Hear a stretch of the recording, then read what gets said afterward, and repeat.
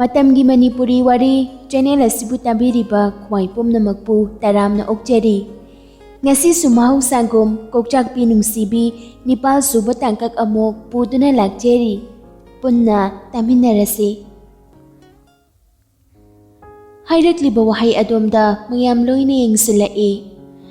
Makhwaigi role model oiriba nupiduna kharakakna amadi usittana khonkanlab.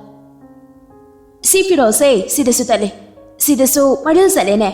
Karino akhwaibo usitro noisiba. Aduga fisisu khunang jari. Usittana amadi karimnana nokladuna. Noigi waksing sidi mapanam malaga manungdana pura.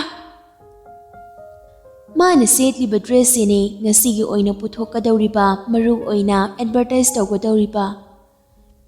Aduga sanasisu naningsu yaramjene. Noigi dress edi kainomni ko nokningai sini yam tina nokningi ko.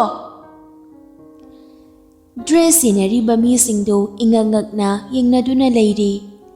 Jingnemba hoisu chensili. Ure dress aduda khara sekaiba tatpa amadi phidusu khara khunang charamba. Irai leima thoibi sanada haifet yengnamlaga jensenki. Sana adusu naning yauramdabadagi makhutna paiduna leiribani. Thoibi sana saungna lepkhalai. Miyam mamangda ikaiba amasu phaurai. Leiriba aphau afauba model sing adugi mamangda tasengna mahak ikairi. Amadi photographer dugi mamangda leiriba mayamdo ijam chamba amatenate professional oina thabak tawraba mi ngaktane. Mamitu khana leiriba mayamda loina yenglai. Yenglambadagi khonkanlab. Dress kana na sanay no? Mana khonkanlab hairakliba waduda mangonda loina yengnarai. Magi sakpham adoso leiriba staff singso loina yengba ngamdrabaso maruluk tharanga leiri. Tumin na leiba aduda amokso sauningna amadi khonkanlab. Dress kana na sanay no habane. Mafam aduda thabak tawrambi nupi amakakna pakhatna thoibi sanagi managda chensilai. Maso masadu thak nikle masadu so pakhatpana wangang bangamdre. Adubo kumdabadi yadabanina mamit uisilaga tapna kumlai. Mem, ay nasenabani. Hainaringay aduda amok staff amana amok laurai. Dress kanagumba amana hana seluba mali. Akoina hawsing haipet paibada segairai. Staff adugi wahay adu nupido pakhatpana luide. Thubi sanasu nupi aduda mamit khana ngagsangang na nupido dayenglai. Nupido maru luktharaga mamit uisilanga ikaiboy kari oy tawraga leiri. Hayengdagi nang thabak laano. Nang namaram oiraga aisay miyam mamangda ikaiba nang haledana. Hanggat na thubi sanada ngagni yenglai. Mem. Mana yenglagpada amukpa makhata silai. Yare, makhata no. Aibu hen saunaba invite tarokano. Aduga ngasi lakpiriba pumbaso aini kai khumnajai. Aduga yanakiba khudingmak amata kaidana ai follow tawjagani. Ngasi gi deloisinbiro. Wahi khara si hairamlaga thebisana phingna chatke. Thamoidade sauningba ikaiba kaya ama phauribani. Mafam aduda leirabadi hena sauningba oina achakba maida ki heibukun thokladuna hena sauninglaklani khanduna thoklaklibani. Nupi adu miya mamangduda ikaina maru lukthana mitlu pirang chena lepaga lehauri. Ikaibana henmankibana makol thokna kablai machin sukumjinjai. Irai leimaso like senariba mayamduda loisillo hairamladuna maso thoibisana na leiriba maikei adomda tanarai. Thoibisana kanna hanna yenglamdana mana chatkhiba maikei duda khong loktak thangladuna chatli. Irai leimana hairambagi matung inna loina loisenare. Nupi adudi lepaga tumak leiri. Chingnemba so nupi aduna leiriba maikei aduda jangsilai. Nangasumna lao. Nupi adu so chingnemba da yengkhalai. Directly ba pi adu so makhutna phat thokli. Chingnemba na nupi adu ka amada pusili. ꯑꯗꯨꯒ ꯉꯥꯏꯍꯥꯛ ꯋꯥꯈꯜ ꯈꯜꯂꯤ ꯁꯣꯔ ꯁꯥꯡꯅ ꯍꯣꯜꯂꯗꯨꯅ ꯇꯞꯅ ꯋꯥ ꯍꯥꯏꯔꯛꯏ ꯅꯪ ꯍꯧꯖꯤꯛꯀꯤ ꯗ꯭ꯔꯦꯁꯇꯣ ꯁꯦꯠꯆꯜꯂꯨꯕ꯭ꯔꯥ ꯈꯣꯟꯖꯦꯜꯒꯗꯨ ꯁꯤꯔꯤ ꯁꯤꯔꯤ ꯇꯧꯔꯗꯨꯅ ꯆꯤꯡꯂꯦꯝꯕꯗ ꯌꯦꯡꯂꯒ ꯍꯥꯏꯔꯛꯏ ꯁꯦꯠꯆꯜꯂꯨꯗꯦ ꯑꯩꯁꯨ ꯈꯪꯗꯤꯌꯦ ꯅꯪꯒ ꯀꯅꯥ ꯀꯅꯥꯗꯤ ꯂꯩꯃꯤꯟꯅꯩ ꯔꯦꯅꯨ ꯍꯥꯏꯗꯤ ꯅꯨꯄꯤ ꯑꯗꯨꯅ ꯃꯥꯒꯤ ꯐꯣꯟꯗꯨ ꯄꯨꯊꯣꯛꯇꯨꯅ ꯃꯁꯛ ꯎꯠꯂꯤ ꯆꯤꯡꯂꯦꯝꯕ ꯀꯥꯒꯤ ꯊꯣꯡꯗꯨ ꯊꯨꯅ ꯍꯥꯡꯗꯣꯛꯂꯒ ꯔꯦꯅꯨꯕꯨ ꯊꯤꯔꯛꯏ ꯆꯥꯎꯈ꯭ꯔꯕ ꯑꯣꯐꯤꯁꯇꯨ ꯀꯣꯏꯊꯨꯡ ꯊꯨꯡꯂꯤ ꯂꯥꯞꯅ ꯅꯨꯄꯤ ꯈꯔ ꯅꯣꯛꯄꯒꯤ ꯈꯣꯟꯖꯦꯜ ꯇꯥꯔꯛꯄꯗꯨꯗ ꯌꯦꯡꯂꯛꯏ ꯔꯦꯅꯨ ꯅꯨꯄꯤ ꯈꯔꯒ ꯅꯣꯛꯇꯨꯅ ꯋꯥꯔꯤ ꯁꯥꯟꯅꯔꯤ ꯆꯤꯡꯂꯦꯝꯕ ꯃꯈꯨꯠꯇꯨ ꯃꯈ꯭ꯋꯥꯡꯗ ꯃꯦꯠꯂꯗꯨꯅ ꯁꯣꯔ ꯁꯥꯡꯅ ꯍꯣꯜꯂꯗꯨꯅ ꯅꯣꯛꯐꯦꯠ ꯇꯧꯔꯒ ꯃꯈꯣꯏꯅ ꯂꯩꯔꯤꯕ ꯃꯥꯏꯀꯩ ꯑꯗꯣꯝꯗ ꯆꯪꯁꯤꯜꯂꯛꯏ ꯃꯥ ꯆꯪꯁꯤꯜꯂꯛꯄ ꯎꯕꯗꯨꯗ ꯅꯨꯄꯤ ꯑꯃꯅ ꯑꯩꯈꯣꯏꯅ ꯉꯥꯎꯅꯕ ꯆꯤꯡꯂꯦꯝꯕꯁꯦ ꯂꯥꯛꯑꯦꯍꯦ ꯀꯩꯅꯣ ꯉꯁꯤꯁꯤꯕꯣ ꯗꯥꯎ ꯌꯥꯗ꯭ꯔꯥ ꯔꯦꯅꯨꯁꯨ ꯅꯣꯛꯂꯗꯨꯅ ꯈꯨꯝꯂꯛꯏ ꯑꯩꯒꯤ ꯐꯖꯕꯁꯤꯗ ꯆꯪꯁꯤꯜꯂꯛꯏꯅꯤꯅꯦꯍꯦ ꯃꯈꯣꯏ ꯑꯍꯨꯝꯒꯤ ꯃꯃꯥꯡꯗꯨꯗ ꯂꯦꯞꯂꯗꯨꯅ ꯋꯥ ꯍꯪꯂꯛꯏ ꯆꯤꯡꯂꯦꯝꯕ ꯅꯣꯏ ꯑꯍꯨꯝꯒꯤ ꯃꯅꯨꯡꯗ ꯔꯦꯅꯨ ꯍꯥꯏꯁꯦ ꯀꯔꯝꯕꯅꯣ ꯅꯨꯄꯤ ꯑꯍꯨꯝ ꯑꯗꯨ ꯃꯃꯤꯠ ꯂꯥꯎꯊꯣꯛꯂꯒ ꯌꯦꯡꯂꯒ ꯂꯩꯔꯤ ꯃꯈꯣꯏ ꯑꯍꯨꯝꯃꯛ ꯈꯨꯝꯗꯕꯤꯗ ꯑꯣꯟꯊꯔꯒ ꯂꯩꯔꯤ ꯋꯥ ꯈꯨꯝꯂꯛꯇ꯭ꯔꯕꯗꯨꯗ ꯈꯣꯟ ꯀꯟꯂꯞꯅ ꯀꯅꯥꯅꯣ ꯍꯥꯏꯕꯅꯤ ꯈꯣꯟꯖꯦꯜ ꯀꯟꯅ ꯂꯥꯎꯔꯛꯄꯗꯨꯗ ꯈꯪꯄ꯭ꯔꯦꯛ ꯈꯪꯉꯤ ꯅꯨꯄꯤ ꯑꯍꯨꯝꯃꯛ ꯅꯨꯄꯤ ꯑꯃꯅ ꯔꯦꯅꯨꯗ ꯈꯨꯠ ꯊꯤꯜꯂꯗꯨꯅ ꯃꯥꯅꯦ ꯑꯗꯨꯗꯤ ꯁꯣꯝꯗꯣꯝꯗ ꯂꯥꯛꯄꯤꯔꯣ ꯋꯥꯔꯤ ꯑꯝꯇ ꯁꯥꯟꯅꯁꯤ ꯑꯩꯗꯤ ꯀꯩꯒꯤ ꯂꯥꯛꯇ ꯂꯥꯎꯗ ꯋꯥꯍꯩ ꯑꯁꯤ ꯍꯥꯏꯔꯝꯂꯒ ꯃꯥꯡ ꯊꯥꯔꯒ ꯆꯠꯈ꯭ꯔꯦ ꯍꯟꯅ ꯐꯥꯎꯕ ꯌꯦꯡꯂꯝꯗ ꯃꯥꯒꯤ ꯃꯑꯣꯡ ꯑꯗꯨꯗ ꯔꯦꯅꯨꯁꯨ ꯉꯛꯅ ꯌꯦꯡꯗꯨꯅ ꯂꯩꯔꯤ ꯃꯃꯥꯟꯅꯕꯤꯁꯤꯡꯗꯨꯅ ꯔꯦꯅꯨꯗ ꯑꯣꯟꯁꯤꯜꯂꯗꯨꯅ ꯆꯠꯂꯣ ꯇꯜꯂꯤꯍꯦ ꯆꯠꯂꯣꯃꯤ ꯀꯩ ꯍꯥꯏꯔꯛꯀꯦ ꯌꯦꯡꯉꯨ ꯔꯦꯅꯨ ꯆꯤꯡꯅꯕ ꯑꯃꯗꯤ ꯐꯥꯎꯔꯤ ꯑꯗꯨꯕꯨ ꯑꯃꯨꯛꯁꯨ ꯍꯔꯥꯎꯔꯤ ꯃꯔꯝꯗꯤ ꯃꯣꯜ ꯑꯗꯨꯗ ꯊꯕꯛ ꯇꯧꯕ ꯅꯨꯄꯥꯗ ꯆꯨꯡ ꯐꯤꯔꯥꯜ ꯆꯥꯕ ꯃꯁꯛ ꯃꯇꯧ ꯐꯖꯕ ꯌꯦꯡꯉꯨꯕꯗ ꯄꯔꯐꯦꯛ ꯑꯣꯏꯕ ꯍꯥꯏꯔꯕꯗꯤ ꯆꯤꯡꯂꯦꯝꯕ ꯈꯛꯇꯅꯤ ꯅꯨꯄꯤ ꯈꯨꯗꯤꯡꯃꯛꯅ ꯉꯥꯎꯅꯗꯕ ꯂꯩꯇꯦ ꯊꯕꯛ ꯑꯃ ꯇꯧꯕꯗꯁꯨ ꯌꯥꯝꯅ ꯅꯦꯅꯥ ꯇꯥꯅ ꯃꯃꯨꯠ ꯇꯥꯅ ꯇꯧꯏ ꯇꯞꯂꯤ ꯆꯪꯁꯤꯜꯂꯤ ꯃꯈꯨꯠꯇꯁꯨ ꯖꯨꯁ ꯑꯃꯁꯨ ꯄꯥꯏꯔꯤꯕꯅꯤ ꯀꯅꯥꯁꯨ ꯎꯗꯕ ꯀꯥ ꯑꯃꯗꯅꯤ ꯀꯥ ꯑꯗꯨ ꯁꯦꯡꯗꯣꯛꯇꯕꯒꯤ ꯏꯃꯣꯠꯁꯨ ꯃꯣꯠꯂꯤ ꯁ꯭ꯇꯣꯔꯦꯖ ꯔꯨꯝꯅꯤ CCTV ꯀꯦꯃꯦꯔꯥꯁꯨ ꯄꯥꯟꯗꯦ ꯔꯦꯅꯨ ꯇꯞꯅ ꯋꯥ ꯍꯥꯏꯔꯛꯏ ꯀꯔꯤ ꯂꯩꯔꯒꯦ ꯑꯩꯕꯨ ꯀꯧꯕꯕꯣ ꯉꯁꯤ ꯅꯪ ꯔꯨꯝ ꯅꯝꯕꯔ 14ꯗ ꯆꯪꯉꯛꯏ ꯆꯨꯝꯕ꯭ꯔꯥ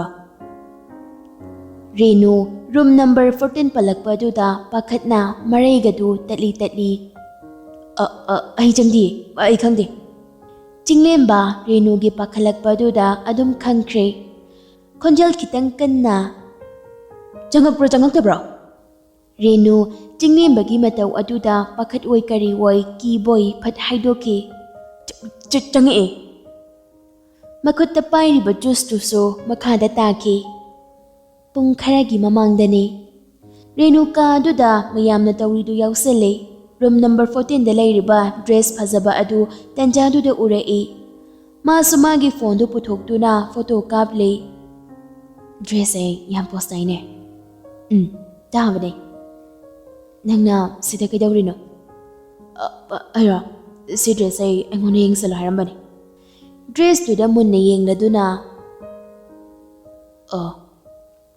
ꯋꯥꯈꯜꯗꯨꯗꯁꯨ ꯈꯜꯂꯤ ꯏꯁ ꯗ꯭ꯔꯦꯁꯁꯤꯗꯤ ꯑꯩꯅꯒ ꯁꯦꯠꯂꯒꯗꯤ ꯃꯑꯣꯡ ꯇꯥꯅꯤꯁꯦ ꯑꯩꯕꯨ ꯁꯦꯠꯅꯤꯡꯈ꯭ꯔꯦꯗ ꯔꯦꯅꯨ ꯗ꯭ꯔꯦꯁꯇꯨꯗ ꯉꯥꯎꯈꯤꯗꯨꯅ ꯀꯔꯝꯅ ꯀꯃꯥꯏꯅ ꯁꯦꯠꯁꯤꯒꯦ ꯈꯟꯗꯨꯅ ꯂꯩ ꯃꯇꯥꯡ ꯆꯥꯅ ꯗ꯭ꯔꯦꯁ ꯑꯗꯨꯕꯨ ꯁꯦꯟꯅꯔꯤꯕ ꯅꯨꯄꯤ ꯑꯗꯨꯅ ꯍꯥꯏꯔꯛꯏ ꯔꯦꯅꯨ ꯅꯪ ꯁꯤꯗ ꯉꯥꯏꯍꯥꯛ ꯂꯩꯔꯝꯃꯨ ꯑꯩ ꯋꯥꯁꯔꯨꯝꯗ ꯑꯝꯇ ꯆꯪꯂꯛꯈꯤꯒꯦ ꯑꯍꯣꯏ ꯃꯥ ꯊꯣꯛꯈꯤꯕꯒ ꯔꯦꯅꯨ ꯀꯥ ꯑꯗꯨꯗ ꯊꯣꯡ ꯂꯣꯟꯁꯤꯜꯂꯒ ꯂꯩꯔꯤꯕ ꯗ꯭ꯔꯦꯁ ꯑꯗꯨ ꯆꯦꯟꯖꯤꯡ ꯔꯨꯝꯗ ꯄꯨꯁꯤꯟꯈꯤ ꯆꯤꯡꯂꯦꯝꯕ ꯁꯥꯎꯅ ꯀꯥ ꯑꯗꯨꯗꯒꯤ ꯊꯣꯛꯈꯤ ꯑꯗꯨꯒ CCTV ꯀꯦꯃꯦꯔꯥ ꯂꯩꯔꯤꯕ ꯔꯨꯝ ꯑꯗꯨꯗ ꯑꯃꯨꯛ ꯂꯥꯛꯇꯨꯅ ꯊꯣꯛꯈꯤꯕ ꯃꯌꯥꯝꯗꯨ ꯌꯦꯡꯂꯤ ꯌꯦꯡꯕ ꯂꯣꯏꯔꯒ ꯆꯤꯡꯂꯦꯝꯕ ꯁꯥꯎꯅ ꯊꯣꯏꯕꯤꯁꯅꯥꯒꯤ ꯃꯅꯥꯛ ꯇꯝꯅ ꯂꯥꯛꯂꯤ ꯊꯣꯏꯕꯤꯁꯅꯥꯁꯨ ꯃꯃꯤꯠ ꯉꯛꯁꯪ ꯉꯥꯡꯅ ꯃꯁꯥ ꯊꯛ ꯅꯤꯛꯅ ꯂꯦꯞꯇꯨꯅ ꯂꯩꯔꯤ ꯏꯀꯥꯏꯃꯟꯕꯗꯒꯤ ꯂꯦꯞꯅ ꯄꯤꯔꯥꯡꯁꯨ ꯆꯦꯟꯊꯔꯛꯏ Irai lema mapandagi thong thilai.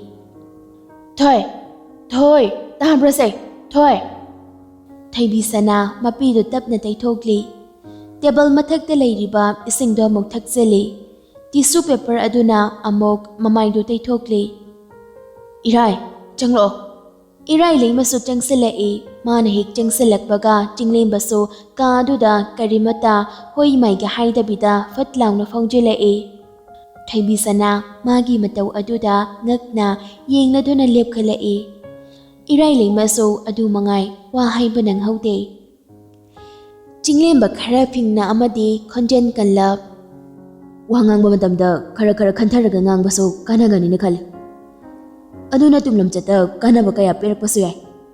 Ngayaki sauningba ikaibana mang tharaga tungi firep lobade leadership ama oibage matik chadi haina khanakini. Achumbana karino aranbana karino khanglaba matungda mibu dandipiyo. Achumaran thidana hekta ngami matagum mibu sizinaningba matamna sizinaba. Tanthokningba maongda tanthokpa sigumba thabakse tawdabana phabrana khale. Aina haibasida hinjinba wa yaukhrbaso ngakpigani. Wahai asi hairamlaga chinglemba ka adudagi hanna fawba yenglamdana thoki. Mana hairamliba waise karino haina khallingaida magi kagi thongjilda lepladuna. Ma'am, ahimta Thaibisana kamde tuminna manglaga leiri. Renu sutapna changsilaklaga khonjel taplap. Ma'am, ailali. Ahimumta ngakpiyo. Aina membo miyam mamangdi kaiba nanghankre. Magi bektage tea ma puthoraktuna tableduda thamlamlaga thokre. Thaibisana gyan tarakle mana ngasai miyam mangda tawrubado soide haiba khangjari. Leplambadagi famthai aduga mathasana tableda ngathaduna wakhal khanduna lei. Wakhal khanna yengleba mitning adu hongdana dumak hairei. Irai, ai thanta lege. Mapanda nang mayamgi kari-karino awara pamda yengu chalo. Irai lingmaso magi matawdu khangbana kariso hairamdana thokre. Mana mapanda hek thuklakpaga kachin amada changsinduna sor sangna hondoe. Ngasigi thokriba thokdok mana tawkhiba thawong. Chinglembana hairamba wahaising magi makhada thabak tawba staff amana adumna hairakpada kanagumba miyoi ama oiramlabadi sauraga mabu khudak aduda tanthoklambasu yai. Adugo Thaibisana mayamna Kokchakpi oina urabaso achumba thabakta lana namthaduna thamba mida natte. Chinglembana hairamliba wado matik jai lali haina khanba yade haina khanle. Magi wakhalduda haujik nupado araibadi nattene. Somdana amok Jos thengkre haiduna hobe chensilai. Normal dawna mayam singdo loina thabak tawraga leirame. Maso thuna dress change tawraga magi tawgadaba mathau tawri. Mayam singdu ngasidi hanagumna wapak na ngangnade tumin moigi thokpa mathau tawngna leinari. Wakhalduda mathantasu khanjari Jos. Kahino ngasisibo molse mol manjaiwane kari tawba yawra chana. Nakan amaromdana thoiba masanungaiti haiduna phamungda phamduna leirambani. Langlenso imungi thabak loiselamnaga mapuroibabu chak chanaba kawba kada changlai. Hek thongsin kansalakpaga moiba cha Langlen thoibana tawramliba mataw aduda pakhatna chensilai. Masanda haifet thingladuna pakhatna kawjari. Moiba Thoiba masanungairakta henjilakpadagi sumphamlambadagi haugatke haina tawbada makok ngawduna leimaida oina haithaduna gyan mangduna leirambani. Langlen khanglaw lawrai. Abe amta lawna he noi baba se kainoma tawkre. Abe summamana pakhatna kawrakpaduda thuna chensilai. Masado pakhatpa amaga loinana khonkanna. Moiba hawgalo semta moiba. Abe kado yaushilakpaga. Mama, adogi matam nate. Ay garin thoklamlage. Doctor ki managta thuna chanaba tawsi. Abe thuna gari sodu paiduna garasta leiriba garidu inthoraktuna mapabu mamaga magana thangboy chingboi tawranga hospital da thuna pukhatlakle. ꯊꯨꯃꯟꯈꯤꯕꯅ ꯒꯥꯔꯤ ꯊꯥꯎꯗꯨ ꯀꯌꯥꯝ ꯌꯥꯎꯔꯦ ꯍꯥꯏꯕ ꯐꯥꯎꯕ ꯌꯦꯡꯗꯅ ꯊꯧꯔꯒ ꯂꯥꯛꯂꯤꯕꯅꯤ꯫ ꯂꯝꯕꯤ ꯄꯥꯛꯊꯣꯛꯄꯒꯤ ꯈꯔꯒ ꯆꯤꯟꯕꯒ ꯑꯃꯗꯤ ꯒꯥꯔꯤ ꯑꯃꯒ ꯄꯤꯀꯞ ꯂꯧꯈꯠꯅꯕ ꯍꯣꯠꯅꯕꯗ ꯖꯥꯝ ꯑꯣꯏꯗꯨꯅ ꯂꯩꯔꯤ꯫ ꯎꯆꯤꯠꯅ ꯆꯤꯠꯅ ꯒꯥꯔꯤꯗꯣ ꯑꯃꯨꯛ ꯊꯧꯔꯛꯂꯤ꯫ ꯁꯤꯡꯖꯃꯩ ꯌꯧꯁꯤꯜꯂꯛꯄ ꯑꯗꯨꯋꯥꯏꯗ ꯒꯥꯔꯤꯗꯨ ꯂꯦꯞꯈꯤꯔꯝꯃꯤ꯫ ꯒꯥꯔꯤ ꯂꯦꯞꯈꯤꯕ ꯑꯗꯨꯗ ꯄꯥꯈꯠꯅ "ꯏꯕꯦꯝꯃ, ꯀꯔꯤ ꯇꯧꯔꯒꯦ?" "ꯃꯃꯥ, ꯒꯥꯔꯤ ꯊꯥꯎ ꯂꯣꯏꯈ꯭ꯔꯕ ꯃꯥꯜꯂꯦ." ꯂꯥꯡꯂꯦꯟ ꯄꯥꯈꯠꯅ "ꯀꯃꯥꯏ ꯇꯧꯅꯤ ꯑꯗꯨꯗꯤ?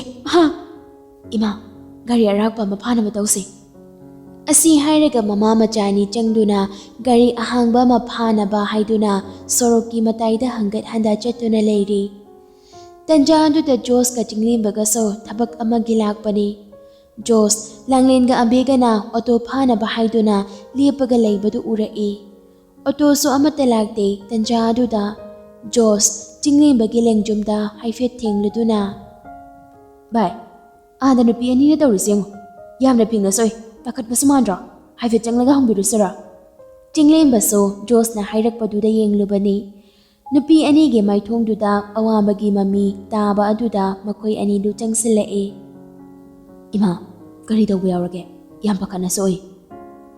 "ꯏꯕꯨꯡꯉꯣ, ꯅꯣꯏ ꯕꯕꯥꯁꯦ ꯑꯃꯨꯛꯇ ꯀꯟꯕꯤꯌꯨ. ꯒ꯭ꯌꯥꯟ ꯇꯥꯈꯤꯗ꯭ꯔꯦꯅꯦꯍꯦ. ꯒꯥꯔꯤꯁꯤꯁꯨ ꯊꯥꯎ ꯂꯣꯏꯊꯣꯛꯈ꯭ꯔꯦꯅꯦꯍꯦ."